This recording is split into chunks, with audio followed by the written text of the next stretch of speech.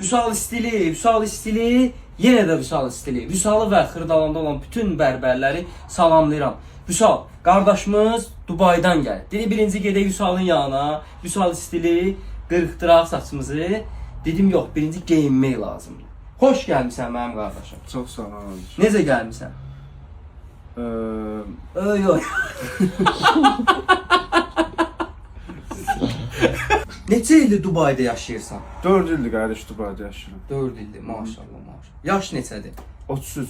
33. Hayır. Aparım səni. Neçə yaş? 25. 25. Necədir 25? 25 əla. Yaxşı da çox düşmürəm Əla, aşağı. 8. Özdə səni istəyirəm geyindirim Dağıstan stili. Super, super. Ən çox sevdiyim stildir. Necədir? Əla. Gedək. Gedirik. Allah, Muhammed.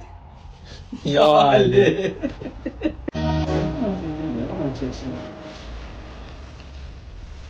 Əzizim, sağ ol.